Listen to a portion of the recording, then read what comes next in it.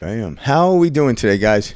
Doing great. How we doing? We're doing fabulous, man. Grateful to be here. Grateful. Welcome back, Jeff. Welcome back, my friend. Oh my goodness, man. I appreciate you for having me back. You know, when was the last time I was here? I was here a while ago. Like we talked about love, right? Yep. Right after your accident, right? Right after my... Well, it wasn't right after, but it was before. It was before, right? We haven't had you back on since the accident? We haven't. No. Oh, I thought for some reason we had you back on. No, we had him on twice. Uh-huh. And the last time we had him on was before the accident. Right before. Yeah. Before the accident, we talked about love, and we talked about Frank had just got married. Yeah. Oh, that's right. Yep. That's right. Yeah. Yeah. Oh man, this is going to be married, an awesome... by the way. Still married. Good to hear that. We got a recently engaged gentleman. That's right. Congratulations, oh my Jeff, to Thank you and your fiance. I appreciate that, man. Yep. She's an amazing woman, man, and I wanna. We'll get into that. Oh yeah, we'll get into a lot of stuff. This is gonna be a good one. I totally forgot. We're gonna have to talk. We have so much to talk about. Yeah, we have. So obviously, let's introduce it this way, because obviously, if you go back to the first two ones, and I forgot what episodes they actually were. Mm-hmm. We had you on. You told a great story about how you grew up in, you were born in Rwanda, and then had to go into like an internment camp or. Refugee camp before you can make it to you would either try to get to Europe or United States. Obviously, you made it out here. And then the second story was kind of like building up your life, or the second time you came in. That's right. And then, what is chapter 3 right now of Perspective Shift with Jeff? Yes. Oh my God. This is like, chapter 3. Yeah. Like Frank said, man, the first time I was on Perspective Shift, we talked about my childhood. Yep. Childhood where I was a goat herder, and I was a goat shepherd, and of 41 goats, spending time in the jungle, getting connected to the Lord in there, and getting connected to myself, and at a young age, finding out that I am brave, I am resilient, and I came back on Perspective Shift the second time, talking about how I started to build back my life, And before I came to the first podcast, I was planning on going back home to Rwanda, and seeing how things has changed, and visiting and seeing if I could stay too. I almost went. I got that opportunity to coach Little League football, and that decision of staying brought me back to chapter 3. And chapter 3, oh my gosh, it's a long chapter, I tell you, in a short amount of time. A long chapter in a short amount of time. Yeah, it's a very impactful chapter. Is kind of, and it's kind of funny that we always reference the Bible and a lot of these things, and you start out where you were a shepherd. I know, it's right? like you don't hear that today, especially in today's world. When you hear world. shepherd, you think of that was back in before Christ, hundreds of years ago. Totally. And I think when people think about shepherd, they think about poverty as well. So they can kind of, people, if they don't understand that, they can see you as like below. But that's just it's the ignorant mentality, and I don't mean to knock it, but it's just a misunderstanding of the whole story about the shepherds throughout the Bible. That's right. Yeah, because obviously King David was a shepherd. King David was a shepherd. So, and we're all pretty much shepherds. That's in right. a sense. But, that's right. But you actually were a shepherd. quite literally. When I was a kid, I had shepherd's pie. I love shepherd's pie. It's not quite the same. Not the same at all. Yeah, I was literally a shepherd, man. A 9-year-old boy had a stick on his hand, literally guarding goats.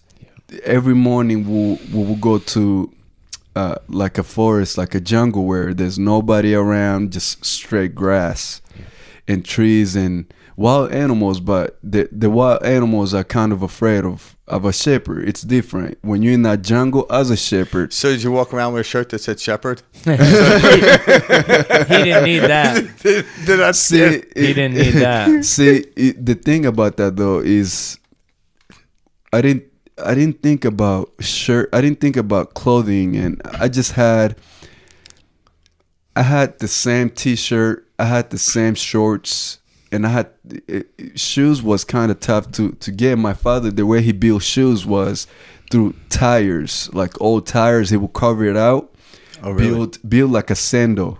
Made out of tire. Oh wow! And it will last for years, man. And so that's all I had. That's one pair of shoe I had. Maybe Michelin should stop making shoes, right? Yeah, right. If the tires that are recyclable, if they can create so many things out of those tires, but shoes like sandals. Honestly, if I had the equipment and everything, and I had the design, and I was the guy who made those shoes, I would get rich in America, man. Because that's the new apparel. That's the new the hell of shoes Crocs. right there. Let's go literally. Just call them Jeffs. And talk about recycling too. That would be such a good thing for this world, because the tires, I mean, those are just stacking up, and then we burn them, and then it's horrible for our world. That's right, and tires get worn out. Yep. And you have to change tires due to seasons as well. Yep. So there's always going to be tires, and you see how many cars are out there in the world. So if you can reuse that rubber and whatever goes on that tire, like, you can create many things. You just got to be creative. But hey, what they don't have, what we have in America, though, we have this thing called resources. We got everything we need. We don't need to go out of the way and think, oh, maybe I can create something out of these tires. But but it also brings us to what we kind of talk about in this podcast.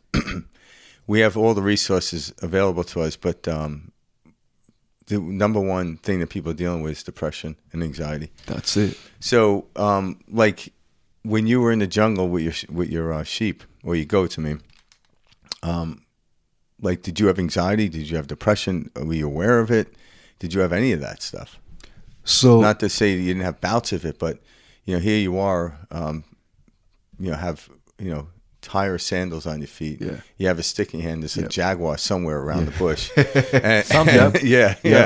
And yet, what was your frame of mind? Like, my thank you for asking that question, man, because now you asking me that question, it took me back to actually how that was. Yeah, I can see it in your eyes. You can see everything in my eyes. But when I was in that jungle, knowing that there could be a freaking lion out there, a jaguar that just jumps right at you, like, and those cats, they're very sneaky. They read you. So knowing that literally you could die at any moment, a cat could jump on you, and that keeps you aware. That keeps you like alert, ready. And when you're sitting down there, you just always like, it's either your goats are out there because you're the guardian of those goats. So when you are there, you can't have all those thoughts, because when you have all those thoughts, you will have that fear. Instead of alertness. You're not like thinking, I wish I had Michael Jordan's rather than these tires on my feet. You're actually just focused on the moment. I'm focused on the moment, because when you have so many thoughts in your mind that are coming, and look, those thoughts come from the voices you've already heard from people. So, and the fears you hear from people are the thoughts that you think. And so, if I had listened to, everybody lived in a jungle. It was in a little, it was like a little camp. Not many people. If you go to a small town, you see that. And so it was like that, to where everyone was experiencing the same thing. So it had already been part of the life. So when I would take those goats to the jungle, first that was like after, the other day I was like, I wasn't really living in poverty. I had 41 goats, and everyone in our refugee camp, didn't have any goat. They looked at us and said, "Wow, that family is really is really rich. They got all those goats. They have a goat restaurant, and they were wealthy." I talked to my mom the other day, and that clicked and was like, "Whoa, hold on. We won't." Maybe I've been the way I've been speaking about this story. It always sounded like I lived the life of, poverty and not, but all that just a whole different change of perspective when you look at it like that. Because I think what happens is like the story's written, so to speak, it's my perspective onto how it is. Yeah. Like what is poverty and what is abundance, right? That's right. They're just different degrees of the same story. That's all it is. And then it becomes into the understanding of you're relating it to something else. So then it becomes relative. So if you're comparing yourself to someone living in a mansion in the United States, someone would say, yeah, well, you're in poverty. But why would you do that? It's an internal feeling, poverty, and abundance, internal feeling. That's right. It's funny how we can change the story, just by the way we look at it. That's it. Yeah, we could revise the story. Revision is what we do here. And it might take years. It might take years for you to realize that story and to change it up a bit and to see a different perspective. Just like being in the jungle.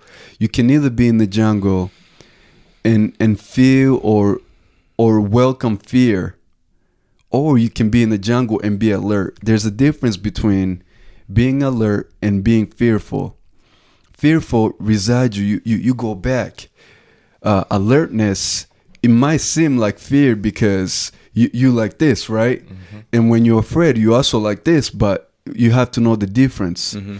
Alertness is I am completely 100% in the present moment, that anything can happen at any time. A lion can jump up right now, attack me, kill all my goats, and or I can be alert and know that in this jungle there is wild animals, but I am a protector of this herd. Mm-hmm. So I'm also a lion in there.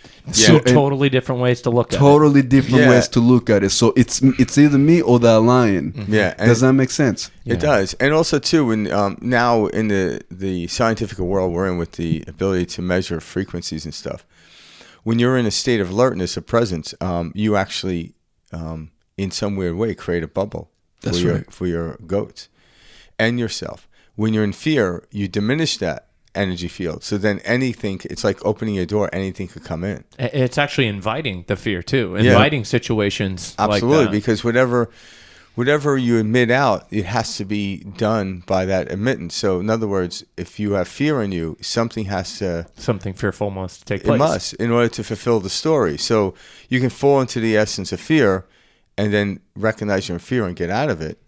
But if you place the outside world, say, "Oh, see, I told you I should be fearful because I almost got killed by a lion or a tiger," and people don't really understanding their setting of how they felt prior to it. That's right. Yeah, I actually heard this guy say this. I thought it was pretty he goes, "You don't have the right to be upset or depressed. You can, but when you do that, you affect the whole world. You do." And it's really interesting because it's not like indirectly, it's directly. So it's almost vamping up the understanding of our feelings and how we feel, whether it's joyous, love, or fear. When we feel fear, we create the wars in the world directly, not indirectly, directly. And until you take responsibility for that, you have there's no skin in the game to actually want to feel joyous and work at it. Where anyone could stay in fear, it's easy. And then just get a group of friends around, like, "Oh, tell me a story." After a while, you have to find a new group of friends because they're tired of hearing that story. Yeah. And we need to understand the physics behind that. I agree. Yeah, that's why we're trying to get out of it. No one wants to stay there. Yeah. What's crazy about that, Frank, is that it's true. And we know it's true. We know it's true. We are not allowed to. You said this the other day. we're not allowed to feel negative. We're not allowed to feel this thing that darks our hearts and our soul. And if I go back to that jungle, because that's the root of where we're gonna get later on. When I was in that jungle, animals I saw react in fear of. I realized that animals know your heart more than you know your heart. They're able to feel, because you can't talk to animals. You can't use your words, but you can use your heart and the purity of your heart, guarding your heart and making sure that you're one, being in that center and trusting in God, welcoming His Spirit, allowing Him to control your heart, for Him to just give you that peace. There's this peace you can attain as a human being, to where even animals can feel you. You see all these people that you see on Instagram. You see all these people connecting with these animals, like wild animals, and you're like, what does these people have? These people maybe has accessed the spirit that was in Daniel when he was in that lion's den. They threw him in a lion den, and literally he was chilling with those lions that whole time because of the spirit of God. Like God really protected him in that lion's den. Hungry lions too. Yeah, because in prodigious living, when there's predators seek out the weak, which is fear.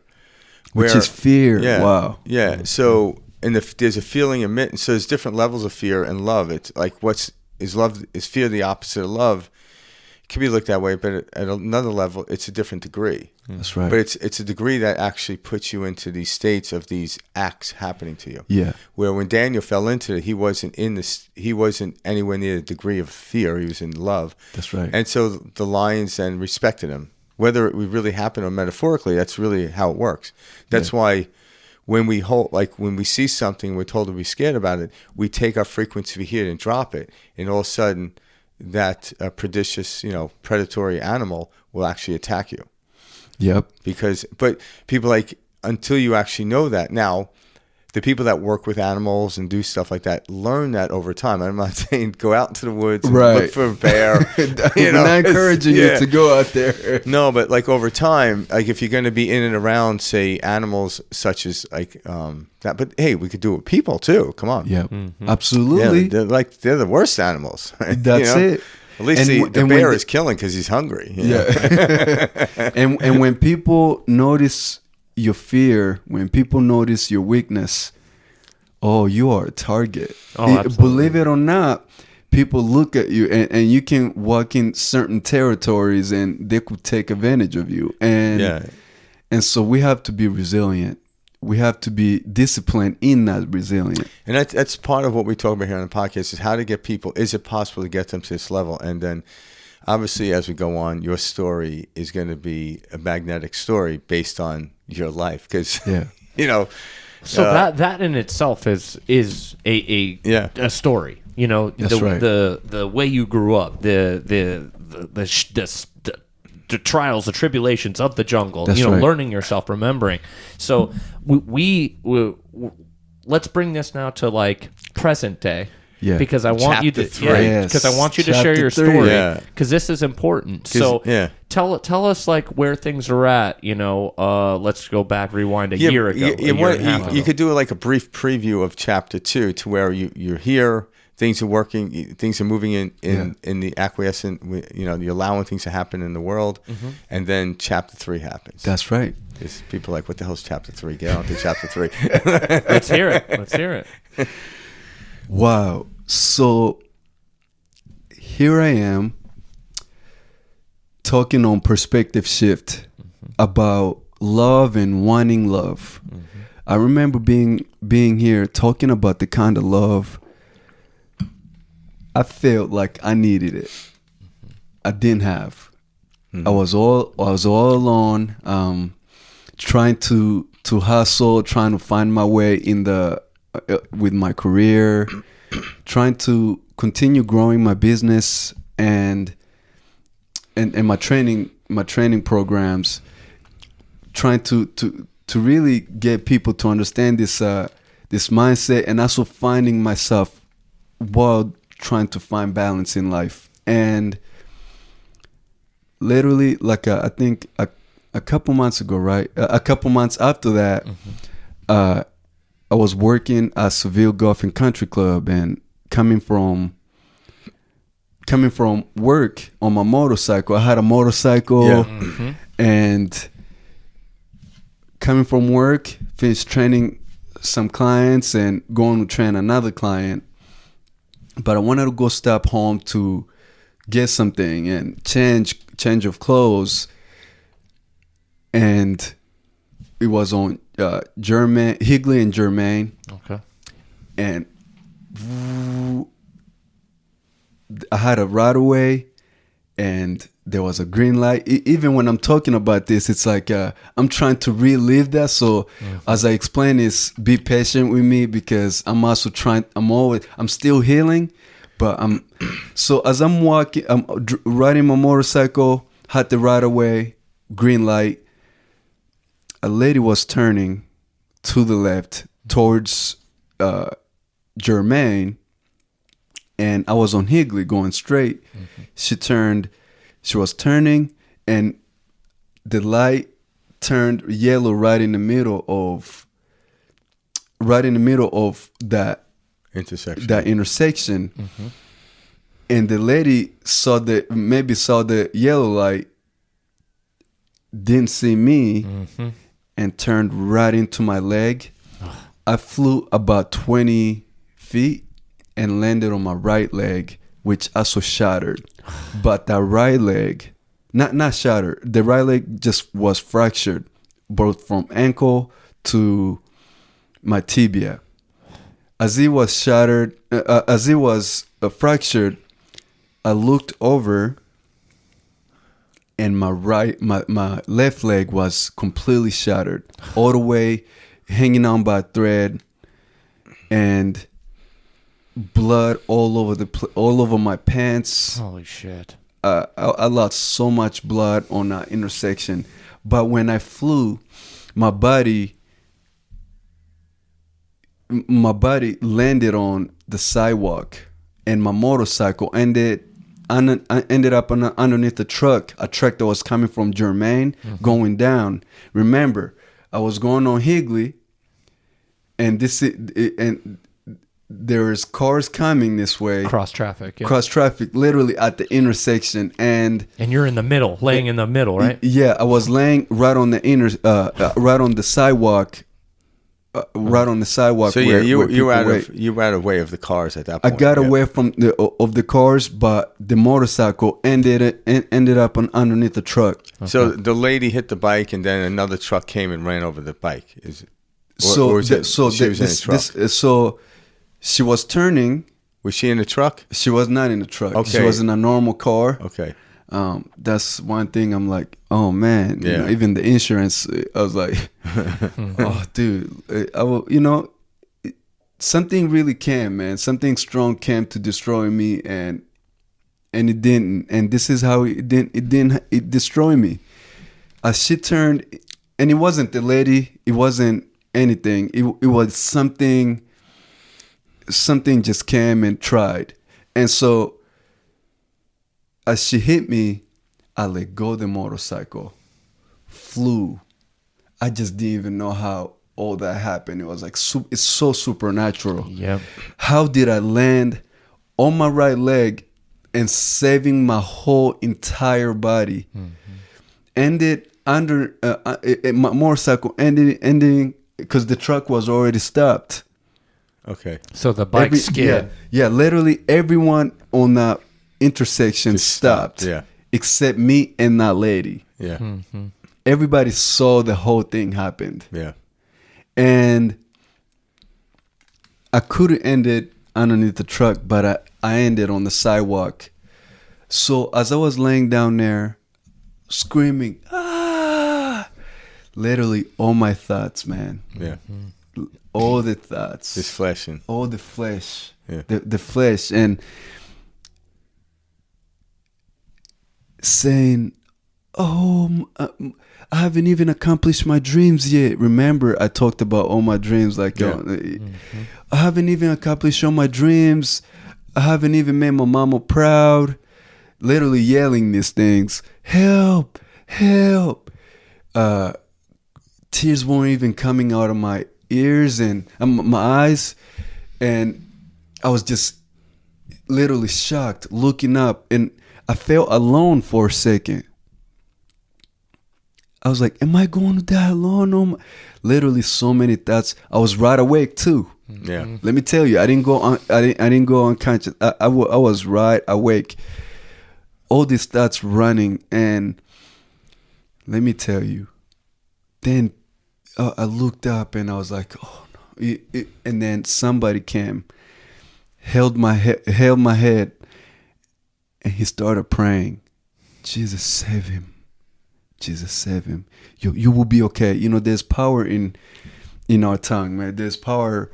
What we say is either, you know, in the Bible talks about the words we speak are life or death. It's how we feel when we say it. It's how we feel when we say it. So the person was like, you're gonna survive. You're gonna be okay. You're gonna be okay. Call 911. Call 911. Oh Lord Jesus, be with this young man.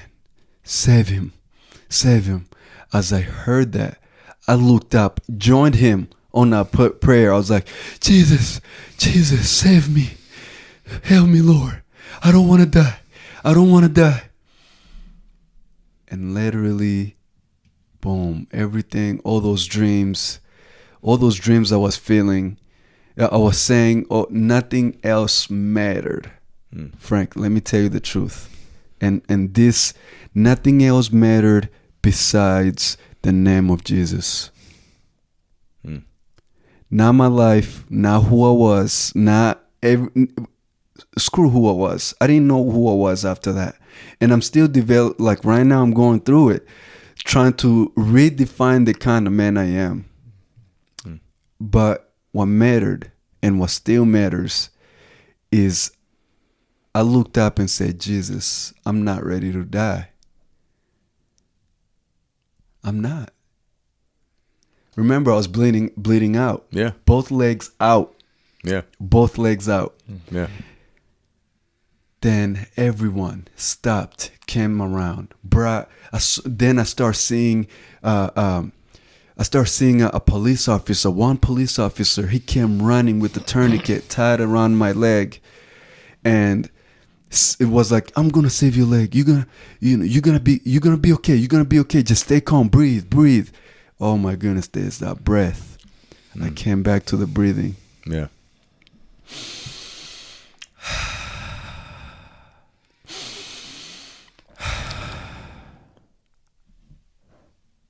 Then I started like, okay, that's surrenderance. Yeah. Just surrender. Let God take care of you. The only thing you are in charge of is your breath. And that was it. Now it's like going through a crazy workout, and you come back to that, and you're like, okay, that's all. That's a sign of life, Jeff. That's a sign of life. Just keep breathing. And then the few minutes, he turned and the funny thing, nobody give the crap about my right leg, even though it was. Yeah, but the left leg was. But the left leg. Then I went to the hospital thinking I was okay because I was numb. I couldn't walk. I couldn't move. Yeah. I was literally, boom. Went to the hospital, went emergency room, and I was out. And the third night, that's when I remember the doctor told me, Jeff, you are missing about this much bone from your left leg. What we did was we put an antibiotic cement on there.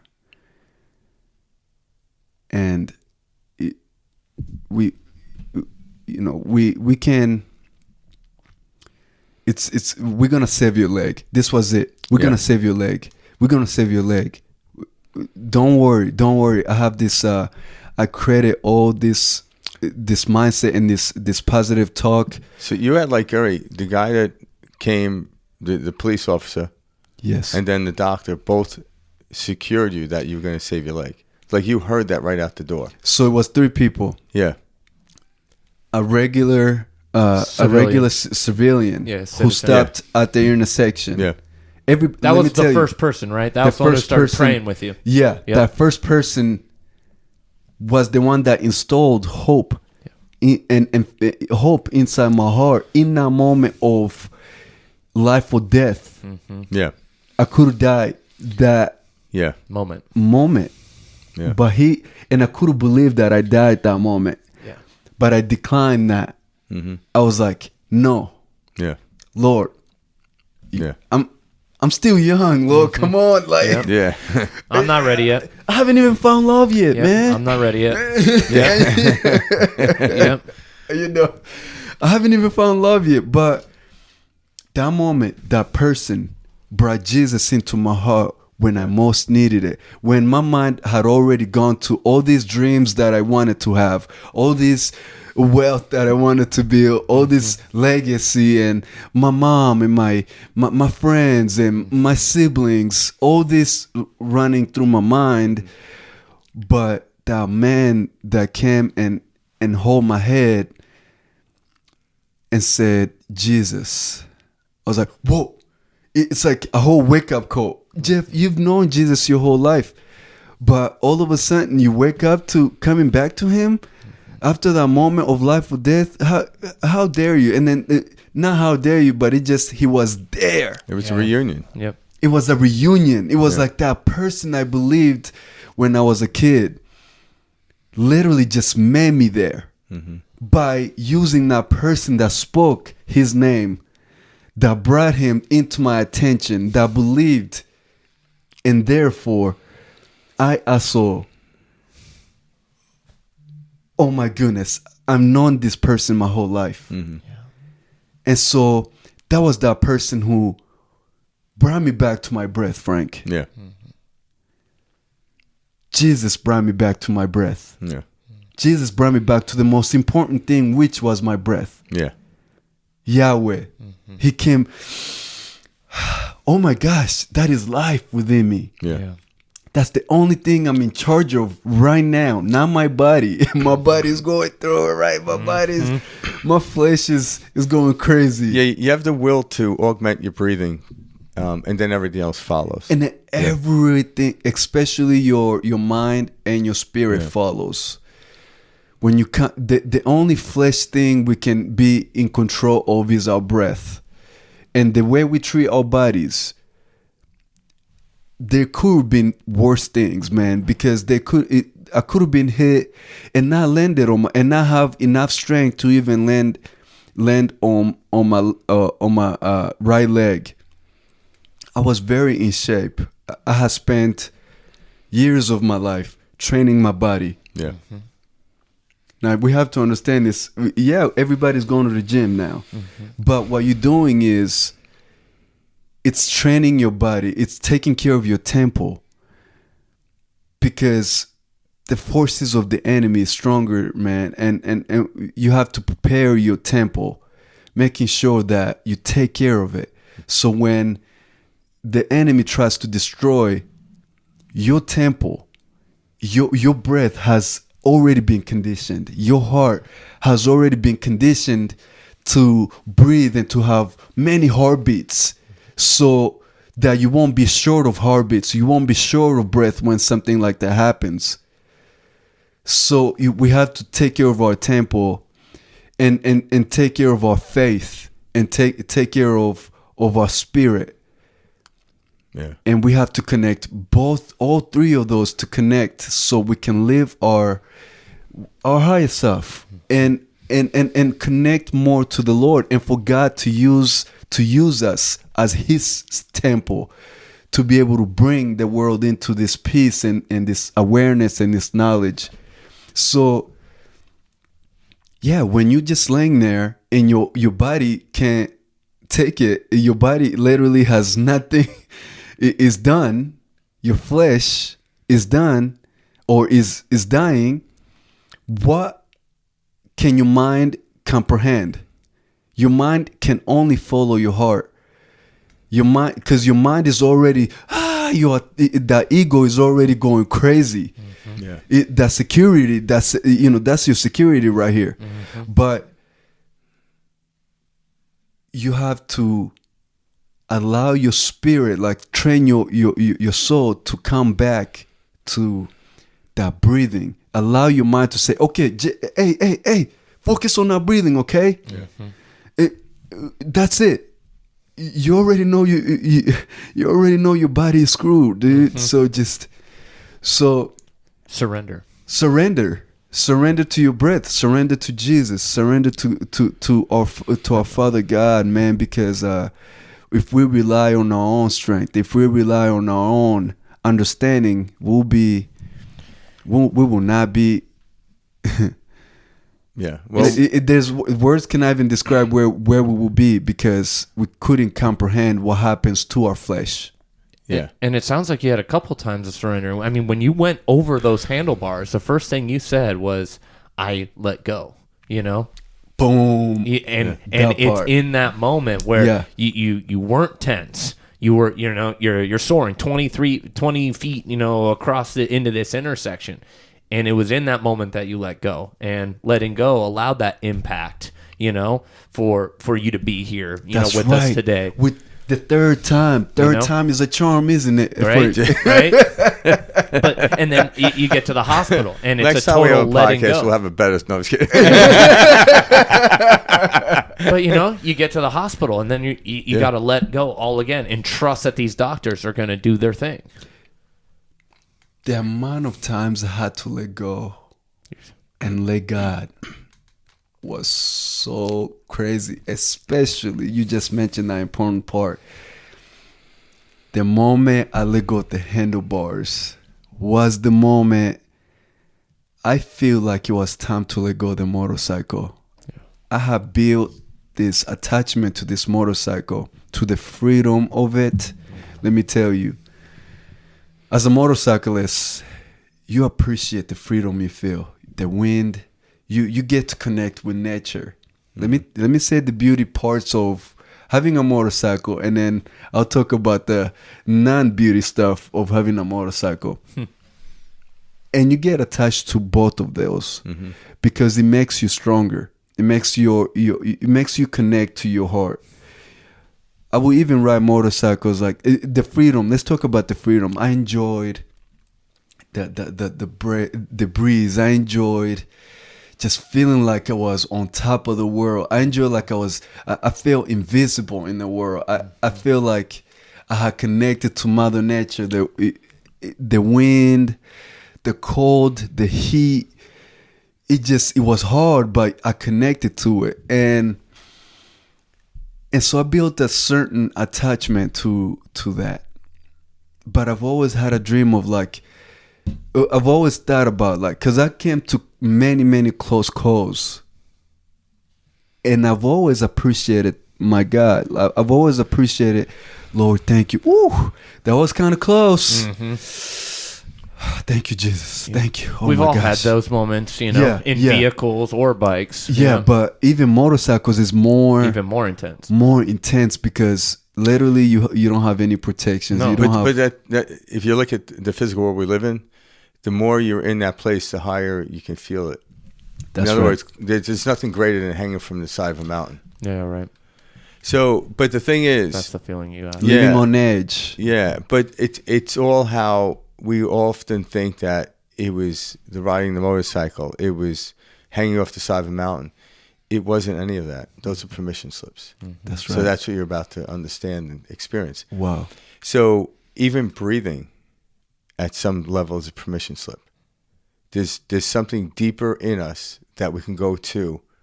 And so you express your freedom by riding a motorcycle, climbing a mountain, but those are expressions. They aren't the causation. That's right. Once we think that the causation, then we need something outside of us to feel whole. Yeah, because in the world of what we call duality, so if the physical world creates my freedom, the physical world will absolutely take it away. That's right.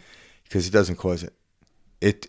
You play with it, but in every aspect, if I put my love in another person, they can take it away. Mm-hmm. But my love isn't in somebody else. It's seated in my soul. Yeah. Yeah, and that's kind of, and there's nothing wrong with playing in the world, riding motorcycles and climbing mountains. It's just understanding that that freedom, if you give it to that place, will be taken away because it's the physical world. It comes and it goes. And it goes. My breath comes in and it goes. And goes. There's some other essence that we can't wrap our human minds around, and I'm okay with that. I can't wrap my human mind around why my wife needs me to do certain things at times either. The question. But in order to have a happy marriage, I just do it. Yeah. Great point. It is, though. Yeah. No, yeah. Diving deep into that, the letting go, I built that attachment. Yeah. I thought I understood the feeling of letting go. Yeah, I thought I had this whole understanding, but I didn't notice the attachment that I built around my motorcycle. Mm-hmm. And we see it. Everybody loves their motorcycle. Who has it? Everybody loves it. Yeah. But that moment, it just, and there come times, there comes a lot of times, man, where, Jeff, it's time to let me go. Hey, it's worn out. You know, I had written that thing like nobody business. Mm-hmm. But when that happened, it's like I've always imagined, like I've always just not imagined it. Like I've always, before my accident, I've always had these visions. Like, what if something happens? What would you do? How would you react in that? Like in that second of it happening, what would you do? That always flashed in my mind, even though I was living in the freedom of, oh, God has my back in that motorcycle, which He did. And I thank Him every day for that. I've always just pictured, if something happens, how would you react to it? Would you hang on to it with fear, or would you let it go? And I've always just pictured myself letting go and jumping. Like I've always pictured myself flying and... Mm-hmm. And landing, and oh my goodness, that was close call. I don't know why, man. I had that always just flashed in my mind, but then that happened, and it happened in that second. It's like my body knew what to do. Knew what to do, so I was like, pop, boom, in a split second, and oh my goodness, the motorcycle is underneath the truck, and my shoe got stuck on the where I put my legs, the pedal, right? The pegs. Yeah. The pegs. My shoe got stuck on there. So as the car hit me, it hit the leg and knocked you out of your shoes. Knocked me out of my shoe, but the shoe got stuck on the on the things. And as I looked over, I was like, whoa. Mm-hmm. And I was missing a shoe, but I still have all 5 toes. I still have my leg. I'm going through a lot of, I'm on my 8th surgery. Holy shit. Yeah. So talking about letting go, when I let go, that's when I realized, like, wow, I finally let go of the motorcycle. It was deeper than the first. It was deep in my soul. It was like, yep, that is Jeff. This is a sign that maybe God wanted you to get rid of this motorcycle a long time ago, and now you're so stubborn that now you get to see it this way. But that's just me. Have you ever looked at it like the motorcycle gave you a sense of freedom, and then going through what you went through give you a deeper sense of freedom? Wow, that's spiritual because freedom. nobody would ask for what you went through, but you had to let go of everything. That's right. The things that you were dreaming about, right? Because a lot of times the dreams that we have are put there by society. wanting a big mansion. Right. So all of a sudden, again, there is an essence of who we are, and we're going to go through stuff. But you go from one essence of freedom to another, but at the time, you don't notice that until you're going through this. And now it's a whole nother level of freedom. A whole nother level of freedom that is deeper than... Yeah, so one that is deeper than the physical. Yeah. And you can describe. That is deeper than want. Mm-hmm. Yeah. Freedom, people now see it as, if money provides freedom because you have all this wealth and you have all this money to do things. That's where you miss it. That's where you I thought, I had this freedom, but if the second part of my freedom was the freedom I found in Jesus. The third night at the hospital, that was when, that's the early beginnings, Frank. Yeah. I think when you came in and I was not talking at all, I was just knocked out, and I was feeling pain. And I want you, and Frank, today, I really also want to hear your perspective of when you first saw me in the hospital to when we got home and you started helping me with my podcast to now. All right. I want people to also understand your perspective as a friend, because I created this journey also. The freedom that I found was the freedom in Jesus, and Jesus brought love into my heart. Yeah. I didn't feel love for the longest time. It's not that, like you talk about Jesus bringing love into your heart. The way I look at it is the love was already there. It's just like I couldn't see the sun because I had a blindfold on. The sun was always there. It's just the inability of blocking to see the light. That's right. And that's so. I think we start letting go of the outside world. Not that we don't play with it. It's a beautiful thing. It doesn't mean we neglect money, but money isn't the cause of it. But what happens is, very good, when things happen to us, like we get a boatload of money, in that moment of wanting, you're suspending wanting, and then you feel good. But it's a moment because you think what you got, you wanted. So now you're no longer in a state of wanting. That's right. If you could stay in the state of not wanting, your needs will show up. They always do. All of a sudden, you could be in that state all the time. But whenever I want something, it means I'm lacking. And if I'm lacking, if you look at your heart as like an aperture on a camera, all of a sudden you're closing the aperture down, and that allows very little light to get in. Yeah. And when you're no longer wanting, it opens wide up. Wow. And we think, okay, it's because I got the $1 million. I'm like, no, it's because in the moment of receiving the $1 million, you didn't want anything till like then tomorrow. Now you want a Ferrari. You have to go through the laborious act of drive into the Ferrari dealership, and you get that. And you're excited, but now I need the beautiful woman, and it never ends. Mm-hmm. It close, and then you get tired of it. You get tired of it. Like, what's happening on? Because you're giving your worth onto the thing, not to what's actually mechanically happening in the system. That's right. Yeah. To add on to that, the Bible says, "The Lord is my shepherd; I shall not want." Mm-hmm. Yeah. Yeah. And what happens is when you just sit there and acquiesce with life, and that means just kind of going with the flow of it, these things come and they go. And we realize we weren't here. Like, people are working on these manifestations of getting big houses and whatever they want. And I'm like, well, first of all, if that was the case, like, were you in part of making the sun, making the earth, making the mountains, making the universe? There is a part of us that is God. We could see it in that thing. But then it's almost like I was saying earlier, like a director going to a movie that they possibly already made. But when they're sitting in the theater, they're done. Now they're just observing. Yeah. Because their work is done.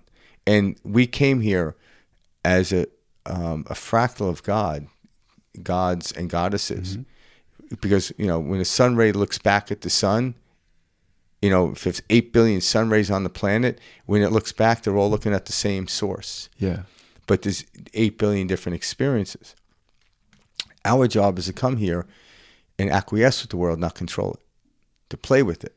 To seed in it. And the more we judge it, the more we close the aperture of our heart down. That's right. Because we don't know. Like we don't know this what's supposed to happen. We know it feels good, and then we're like, why does this feel good? Why does this feel bad? Did we put an attachment to it? And then we start to realize, I did put attachment. So what is right and what's wrong? At different levels, different meanings. And even like watching your journey, going through this, I'm learning this deeper and deeper every single day of my life. I get to a point where I know very little, and I'm actually, first time in my life, I'm very comfortable with knowing very little, where early on I had to learn a lot. Wow. Read a lot, study a lot, and then all I sound like was a jackass and asshole half the time because I'm trying to imbue my wisdom, which waiting for a chance to interject something. Yeah, it wasn't even wisdom; it was what I call intellect, and I was really like, "Wow, this is bad," and we don't know why the story's here. But what I do know is watching you is whenever I came up to the hospital, you know, like yeah, last night was tough. But we were laughing and smiling, playing music. I'm like, here you're laying there. We still didn't know what was happening to your leg. You know, we didn't know. No one knew. No one. Even the doctors don't even know. Mm-hmm. They don't know. But they, you know, even the doctors why should they know? They shouldn't. But I think going up there and seeing you when I go to the hospital, it's like you just had this ability to make everyone. I remember, you know, a couple of people coming down. And when Ty came down, he's a big freaking dude, right? Mm-hmm. And like he's like he had a tough time. Mm-hmm. And Jeff here is making Ty feel better about it was interesting. He's a big guy, really good guy. Yeah. But like you could tell him and his wife were there, and I guess they went to a similar thing with their son. Yeah. And I think that was bringing stuff back in him. So he kept saying, and Jeff was like, Ty, it's gonna be okay. He's the one laying in bed. Ty's got like tree trunks for legs, right? He's huge. And here I'm watching this whole thing go down. I'm just sitting quietly in the chair. And Jeff was here calming and soothing Ty. Mm-hmm. It was the most amazing thing I've ever seen. Yeah. Usually the other way around would to be expected. Not that Ty wasn't doing that, but you were just like, it's going to be okay, man. And I'm like, this is like a surreal story I'm watching. Like now I'm just observing. I wasn't saying anything, which is rare for me. God, that's so powerful, man. Yeah. I want you to also share about the, you know, this is, I don't want to jump too far ahead, but like as they began to work on you, Jeff, like Frank, I remember you calling me and telling me, like, sharing, like, Jeff was like hyping up the doctors. Oh yeah, the nurses like and doctors. The nurses. Yeah, like come on, we got men this. And you were there for that. I remember. He was there. Frank called me and he's like, dude, Jeff was hyping up the doctors as they were beginning to work on it. It was like I don't want to say motivating, but creating inspiration for them. Mm-hmm. Because motivation is a deeper level of motivation is inspiration. Mm-hmm. He was inspiring them. And so when they walked in the room, they were all like happy. Yeah. Yep. Where I'm sure every other room they went into, like, oh fuck, this person's gonna die. Or this person, With Jeff's like, nope, that shit ain't allowed in my room. Yep. So think about this. Go back to the jungle. You were maintaining this field of energy where anyone that walked in the room was not allowed to feel sorry for you. Mm-hmm. You created that field. Yep. So the tiger wasn't allowed to. So you're Daniel in the lion's den. Mm-hmm. Because you could have easily said, oh my God, oh my God, oh my God, oh my God. And then all of a sudden, all the people that would have showed up to your doorstep would have been like, oh, sorry, you're never going to do this again, you're never going to do that again. No, you were Daniel going to lion's den. You didn't allow that to happen. That's right. Yeah, for some reason, you would have the ability to not go there. To not go there. You imagine, like, look down. Imagine Daniel's like, what the fuck am I doing now? Right. Yeah. I don't even have a fucking Kit Kat on me. Well, that's, Daniel was like, shit, man. I would take the car accident, over the lions, or I'm more afraid to be in the lions than the car accident, Yeah. What you were up against was not some normal feat that people experience, Jeff. Wow. It was a very scary environment to be in. Everyone who loved me was coming in. There were so many people there. And they were all allowed to come in. literally, I don't even remember how many. There were so many people coming in and out for a month and a half straight. Some people like Frank came multiple times a week and multiple times a day too. But it was a scary room to be in because you didn't know what was going to happen, but you just had to have a strong faith. And I felt like the guardian of that faith was me, the person who was experiencing that adversity, that scary moment of life or death. I had to be the warrior of that faith, even with the people that were coming in there. The people that were coming in there, most of them were seeing with their eyes. What your eyes see can truly... It's an illusion. It's an illusion, and it can lie to you, and it can feel so many fears in your heart. But when you are seeing with your faith, when you are seeing with your faith, you see that bigger purpose behind of what's happening. But in that room, not knowing if my leg was going to be amputated, the plan hasn't been built yet. I was dealing with a lot of darkness, but God visited me. I saw Jesus. Yeah, I remember you telling me that. It was really a dark night. It was a dark night. Now, I have a big scar, guys. When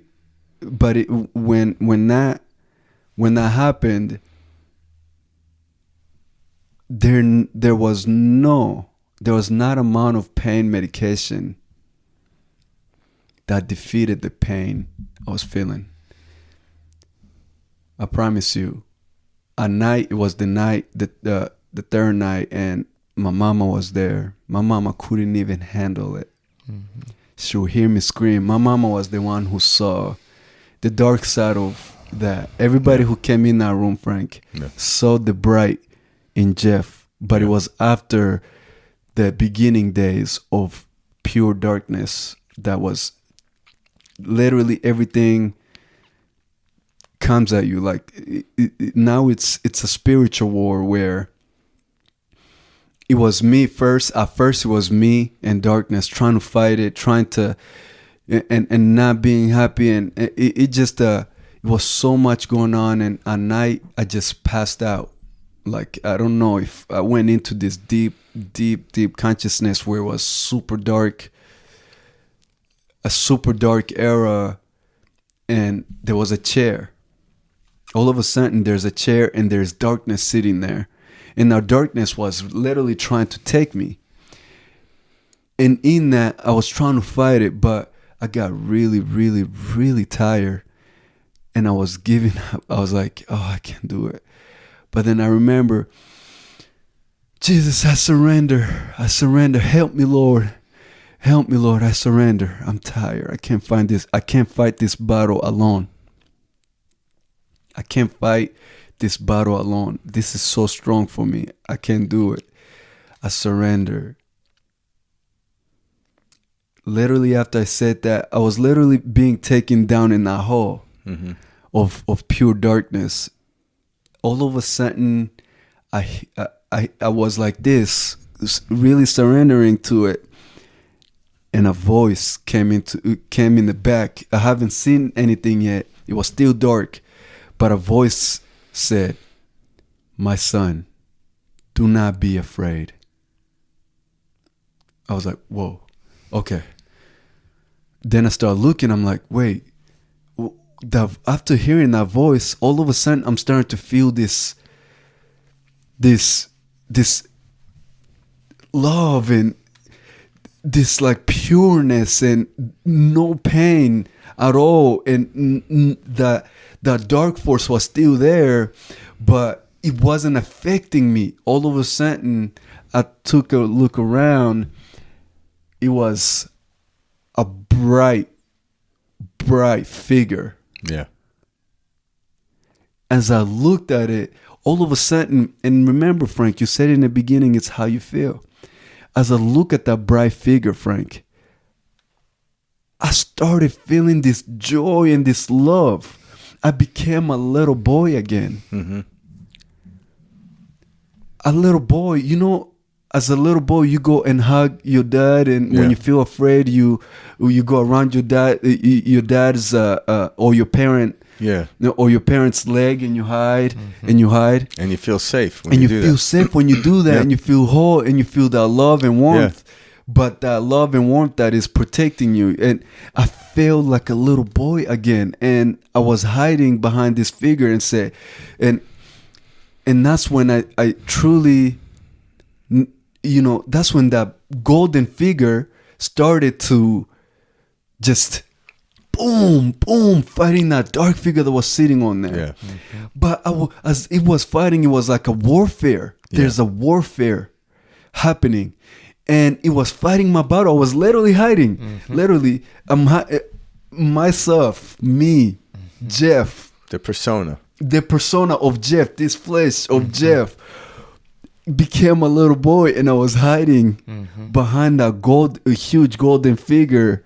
Because that's the only place I can feel love. I can feel no pain. I can feel just safe. And knowing that I will be saved.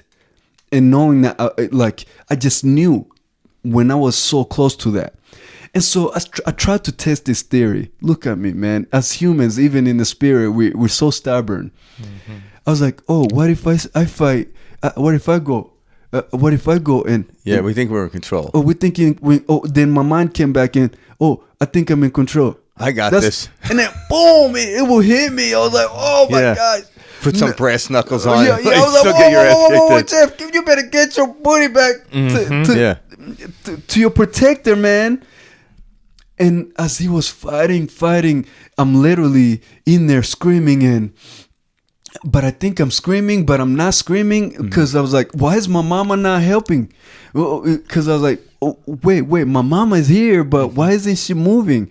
But I wasn't really there. It was happening on a different plane. On a different plane, and literally, man. Then I finally surrendered even my mind. I was like, I'm giving it all to this figure that is protecting me. Yeah. Jesus. I'm giving it all to Jesus. Mm-hmm.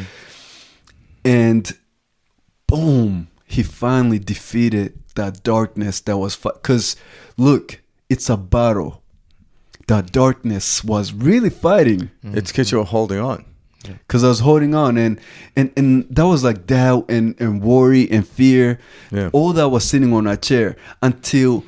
I realized the power I have now as a human being. Yeah. As a creator. As me, as the power I had was I had to allow Jesus to sit on that chair, to sit on that throne. At a different level. Completely. A different level. So when Jesus went, and when that figure went and sat on that chair, where that darkness was, because the darkness flee. And Jesus and that golden figure sat on there, and I came back to life, and I was feeling peace. I was feeling love. I was feeling life, because I knew that I will not be afraid. The enemy will not defeat me. None of this darkness will defeat me ever. And every time it tries, I will rebuke it. In the name of Jesus. Yeah. And when he was sitting there, man, then I started having these beautiful dreams. Yeah. I started dreaming of me flying. And I was like, why am I having all these dreams about flying? So I Googled. Thank God for Google. Right. You know, and that's when I woke up, Frank. Yeah. And it was light only. Yeah. And it was like, I'm not going to allow any fears enter into this building. Any fears of me not becoming alive again. Yeah. And so everyone who was coming, I needed to make sure that I embody what I just witnessed. Yeah. I embody. I become this light. Yeah. I become the golden figure, the light within myself, with the people in front of me. Yeah. With the people who are having the heart and the courage to come see Jeff in the hospital. Literally. Oh man, you know what was even if my mind could not even comprehend what was happening, because I couldn't even go to the bathroom, bro. Yeah. I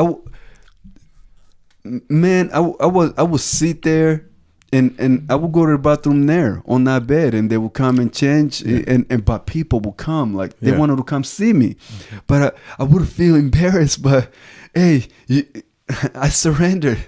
I surrendered this flesh. This is not my body no more, man. I am more than just a body. Yeah. I am more than my mind. I am more than what I think. So hey, That's so if you come out here, your mind of how I look, I don't care. It's not me. You will see me, and you will see my spirit. You see the spirit of Jesus when you walk in here. Yeah. Especially if you're not a believer, it's not my job to make you a believer. But when you come in, when you have the courage to come and see faith and see a miracle, you will see it. Unless you're an Oscar award-winning actor, I think people are going to see like how you passionately feel about that. And that's kind of what we talk about. Like, obviously you went through something that the human body pretty egregious went through, and you had to let go, and that's what transpired. But to the person out there that may have lost a job, but holding on to that job and that's who I am, is dragging them through the streets. I'm like, just let go. To the streets. Unless you let go, your heart doesn't open up, so you don't get the feeling of it. You could have $1 million right in front of you, so to speak, and if you feel bad, that ain't going to do anything. You know, it's just going to be another item in the living room that's getting in your way. That's right. But when you open your heart, everything that's in front of you is glorious. It's a blessing. It's a blessing. We don't realize it. Like I said earlier, you could look at a tree and say it's blocking the sun or blocking my view, or you could say it's creating brilliant shade for me. That's right. And and we are no different from a tree. A tree starts out as a root. Yeah. And you see a girl. We start out as children. We start out as babies, infants. And the tree's already determined based on the seed and where it's at. Like it doesn't say, hey, I'm going to try to grow into, like a fern doesn't say, hey, I want to be an oak tree. Mm-hmm. It doesn't try to do that. But somehow in the world today, because we have amassed so much stuff, which cause a lot of anxiety and depression in a lot of people when they focus on that stuff. I'm not saying there's anything wrong with it, but people are trying to be somebody they're not in their entirety. Like, we all came here to fulfill a part of a story. And when you sit with yourself, know thyself, that's where they came from, you'll acquiesce and go into the flow of those things rather than trying to force yourself. Because I grew up a lot of my life, when I was a child, I would just go with stuff and it worked out brilliant. But then when I'm like, oh, I got to catch up to my friends. Oh, that was fucking painful. And then I thought there was something wrong with me. So you just kind of give up. And in the moment of giving up, shit starts, I don't want to say working out from the exterior. I just started feeling better. Yeah. And I realized, it's a childlike state. The child never had any idea or concept to hold on to because they didn't know enough. We could regain that. And your story, I could see it in your face. I could feel it on you. You're actually, here it is, the third time you're saying, I let go. And when you let go, the light overtook the darkness. Because, if I took a box and had a lid on it and we know there's nothing in it, it's completely dark, and I'm in a nicely lit room and I open up the box, does the room get darker because the box was darker? No. But if I do the opposite, if I'm in a dark room and I open up a box and there's a little candle in there, it illuminates the room. It does. So there is actually no such thing as darkness in its entirety. It's only light. But there's different degrees of light that are less than in that humans can survive in. Just like There's always oxygen. There's no such thing as zero, absolute freezing. But there's different degrees of temperature. But the humans can't survive for long in certain ones. So there's no opposites at different degrees. And we start to understand the physics behind this. And like what Jesus came to the earth to teach, we start to learn this. Like, wow, it isn't my job. It's not my will, but thy will be done. And all of a sudden, now you have this amazing story. And you're still going through it. It's not done. You're chapter 3 right now. Yeah, that's right. Got a lot of chapters left. According to perspective shift anyway. Right. Yeah. And what's beautiful is we relate to Jesus, man. Mm-hmm. He came onto this earth and he suffered too. Even when he was teaching, he was going through suffering. He was carrying the weight of the world. And until they crucify him, when he was walking on, to the cross, he was carrying his cross. Yeah. Now, let me tell you, they had already whipped him, so he had already had so many wounds on his back, a crown of thorns, clothes all teared up, but was carrying that cross. That walk to the cross was not easy. But for him, we take it from him. It was. He understood. He understood that weight. He understood it was almost like you go to a costume party and you're there for 5 hours, and somewhere like an hour 4, you just want to get home and take it off, but it doesn't freak you out. Right. He understood he was wearing a costume. Yeah. And the cross is the hanger that you put in the closet. That's right. So he was no longer in there. So from how we hold on to things, it was egregious. The fact that he even allowed and didn't even fight against, the crowd that wanted to free Barabbas. He didn't even argue against that because he knew the story. Yeah. And I think when we understand the story and know it at that level, nothing is bad. So we still look at the cross as bad. I'm like, no. Yeah. From Jesus' point, it was all good. But if we don't let go, that cross is bad. It's egregious. It's tough. It's difficult. Yeah. And I'm like, yeah, but it's letting go of that and still carrying the cross. Wow. Because the human body is a cross. Yep. And we are carrying the weight of the world right now. Yeah. But as we go to our cross, man, and we just know that this life is only temporary. Very temporary. And it's a Halloween party. It's a Halloween party, but I do want to encourage people to Romans chapter 10, verse 9 to 10.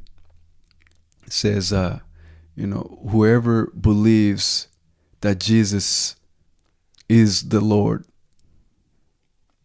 and believes that he died and came back alive, you will be saved.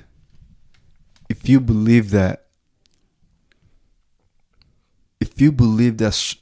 in your heart,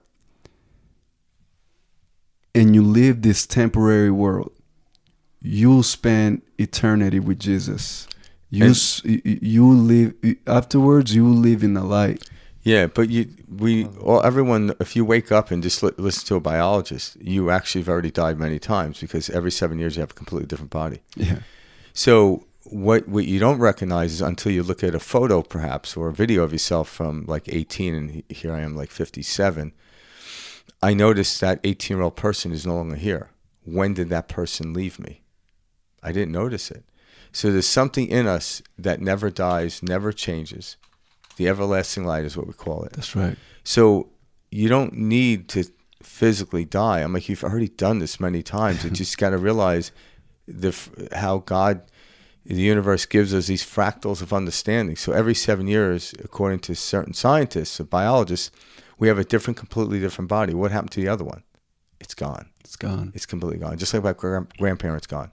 right? Which my grandparents then created my parents, and my parents created me, so to speak. Those cellular, passed down, genetic, all is made up. But there's something in me that witnesses the whole thing, and we can separate from it, just like a great actor does, and realize it's just a role I'm playing. But now I don't say just a role I'm playing. I want to play this role and trust the director fully, rather than stop. I don't like what this other actor, and the director's like, okay, cut. What's going on? What's the problem? I'm trying to tell the story here.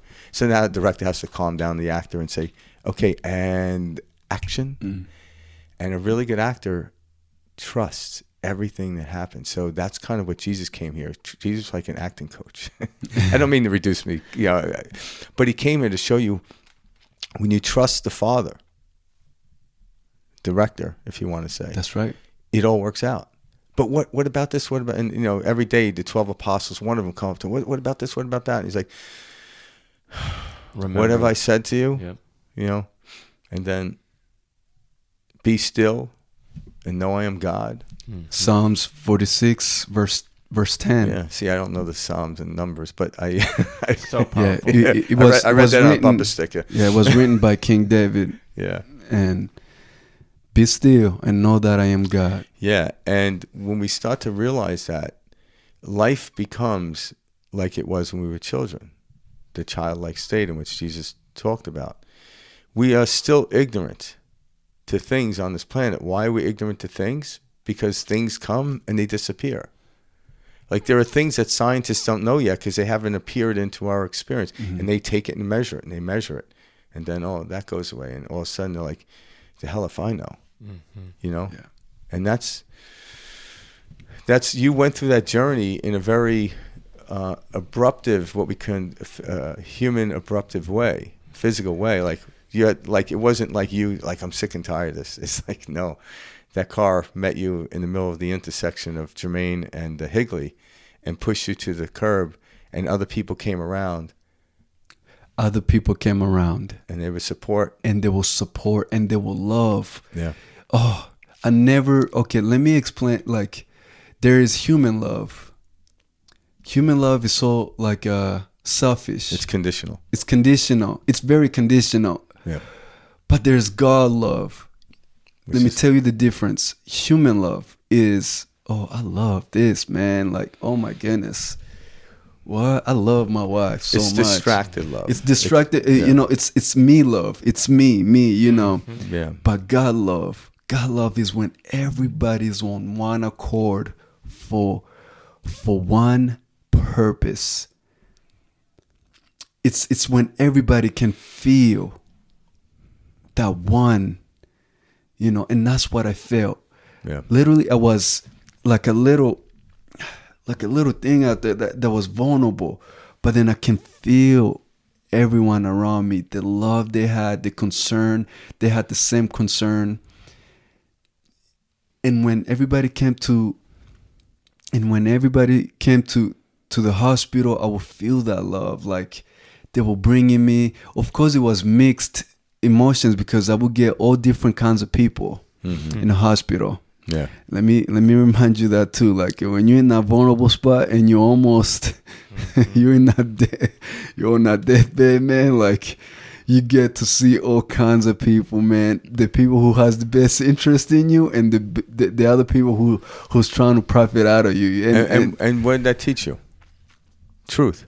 That taught me truth. It taught you truth because, like, in order to know the kingdom of heaven, you have to know the depths of hell. Wow. In the physical realm, but there's a place where there's non-duality, but we're not there. We're here having this human experience.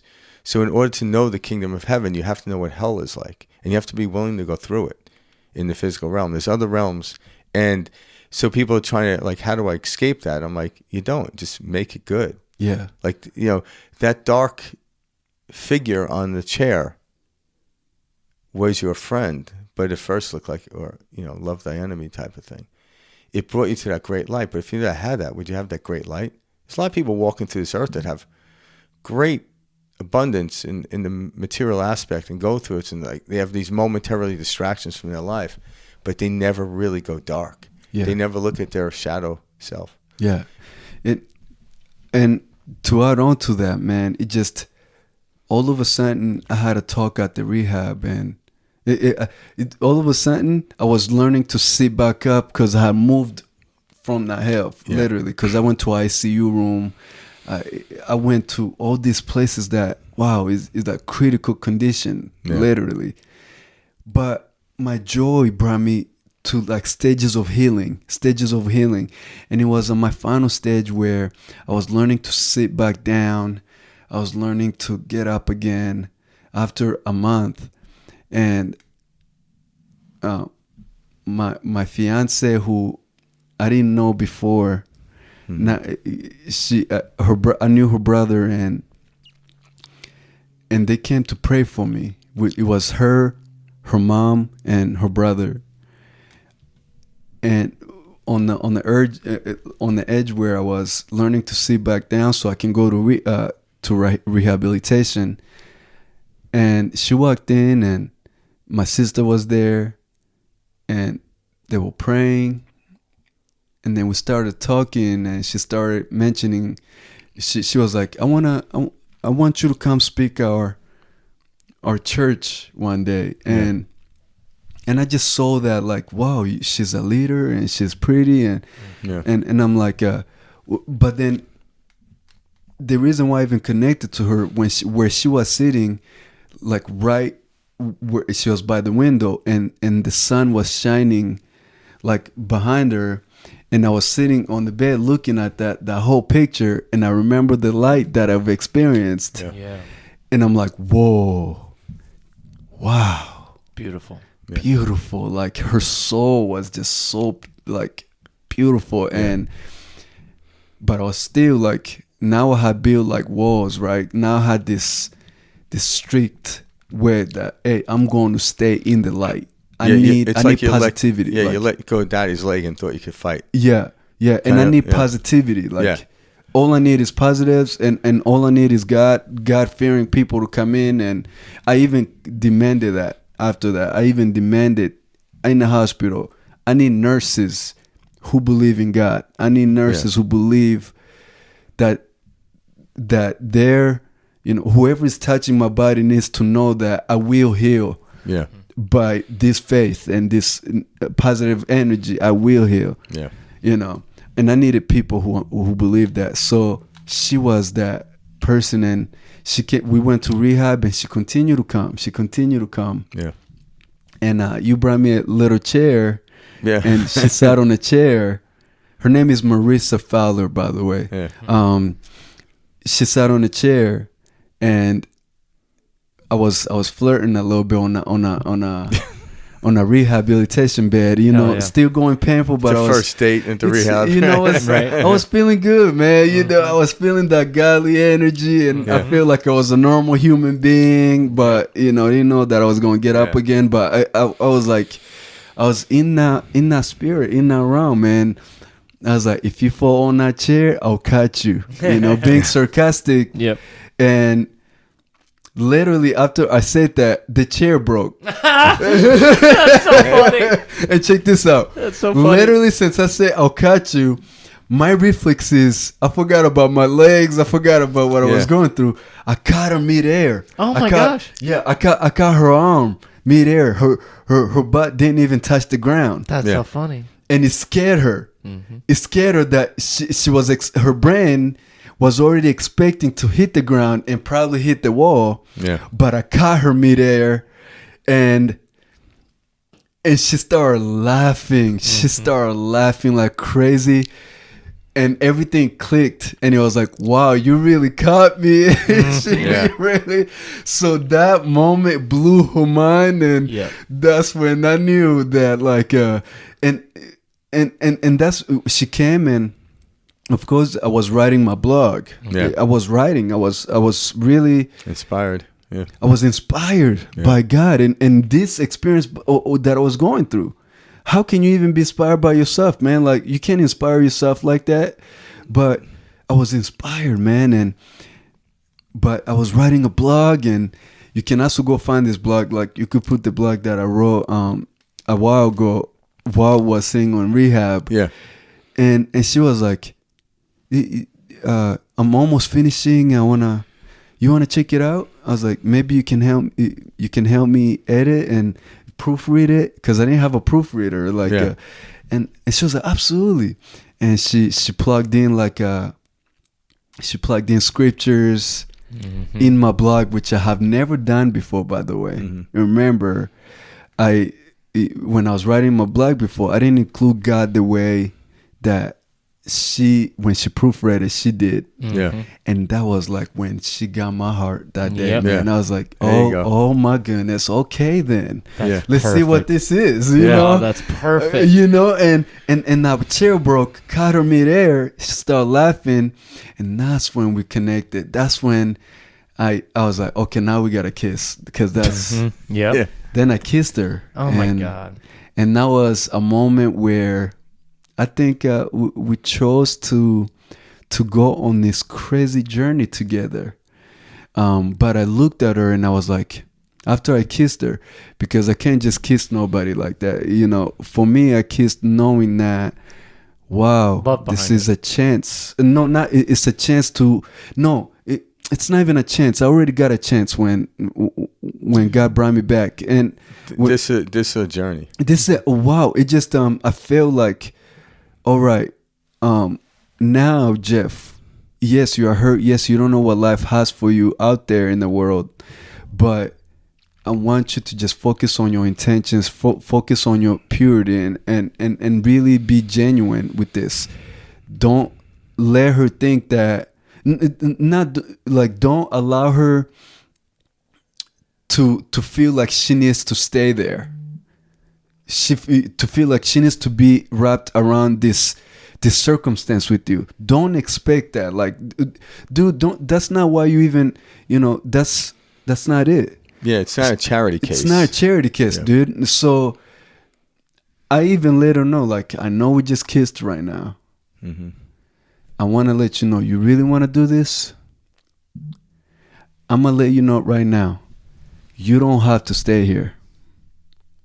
You don't have to take care of me. You don't have to do anything. I want this to be fully genuine. If you're really ready to go on this journey, it won't be easy, but we can do it. Yeah. I said that, but I want to be genuine. And I want us to really go through it with our hearts and God in the middle. If there's no God in the middle, we won't work. So I'm letting you know right now, before we tell everybody that are coming in here that you that person for me now. Now, I had gone through that journey just with people coming and showing love, and you seen all those gifts and stuff, and it's like a car full of it, and it was so much love, and all of a sudden all that love just came, and it was into this person now. It just gave you a focus now. Now it's like, wow, I've never felt this. I think my favorite part about all of this is watching you bring this all back to love, and watching this experience and what you experienced, finding your fiance. Now we engage. Engage. Like, this is something beautiful. Yeah, because there's a part in us that chase things and go after stuff, and then when you get tired of it, you let go. All of a sudden, the things show up that you need. Yeah. And what you need is just that love, and then when your heart opens up, that's the only thing you really need. And all of a sudden, what happens is the mirror image of that shows up. So you have to go on Tinder to find Marissa, Yeah. It just showed up, and it was the perfect. Because when we think, this is what I want, how do I know it? Oh, I watched a TV show, and I kind of like that character, that female. So I'm looking for someone that looks that way. And then you get them. It's like, that's not what I'm looking for. Right. No, because we're disregarding why we're here.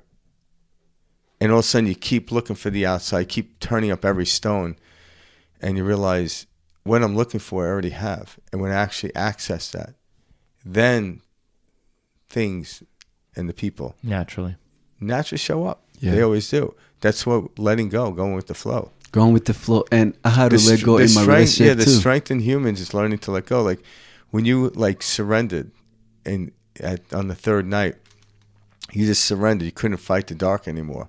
You ultimately let go, and all that energy came in. And then, you know, we keep grabbing and letting go, grabbing and letting go. It's like, how many times do I have to grab onto something before I completely let go? I don't know. How many licks does it take to get the center for a Tootsie Pop? Tootsie Pop, right? That's a very interesting question. Yeah. But you now know when we get caught up in this stuff, anyone out there listening, we get caught up in stuff, learn to let go. It's like, what do you mean? Take a deep breath in and hold it as long as you can and notice the pain. The greatest feeling is the ultimate thing is breathing out and letting go. But try it. See how long you can hold your breath. See it. Try it. Yeah. You know, you're just going to struggle. And when you learn, the greatest feeling of anything is, and that's the first word. And that's where the word God comes from. That's it. Yeah, God. He's in that. Yeah, and so how do we learn to let go? Follow your breath; it'll teach you. Boom. Yeah, that's exactly it. It's amazing what happens, and your heart opens up, and then you could see how magnificent the world is. You could see what we call opportunity. It's more of you could see how things are already working. That's right. It's already done. The book is already written. The movie's already done. But now I can appreciate it because I have very little judgment towards it. That's it. Yeah, and the less judgment I have, the greater the story is.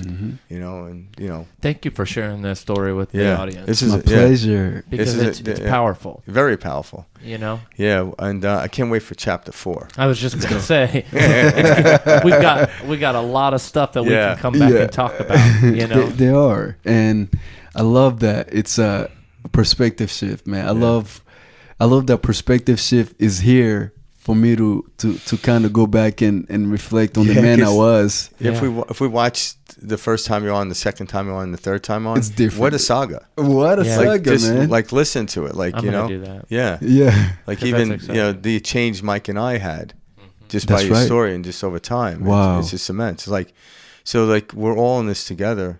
The illusion is that we're against each other. That's the greatest illusion. Separate. That the human mind created and allowed, but we aren't separate.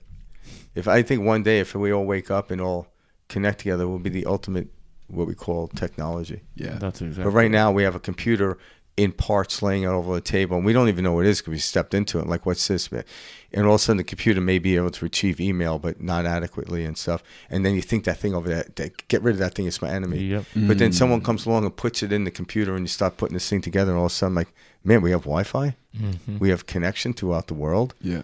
We are the technology. That's it. And when you see somebody suffering, don't judge them because, fuck, I was there. Yeah. I was that person. And I can recognize it now. And, you know, your story is going to change how people look at life. Wow. Forever. How do you listen to a story and not change? Exactly. Yeah, I mean. Yeah, and thanks for sharing it because it's, you know, it's a tremendous It's story. one we all can learn from. Yeah. It's my pleasure, man. Yeah. We all have a story, and sometimes it is okay to share it because your story also it can help somebody else. We all go through things and we all overcome it differently, and the way we overcome it is a result of how someone else we also overcome it, or you know. Yeah. And I really appreciate it, man. Oh, we love we coming. Appreciate it.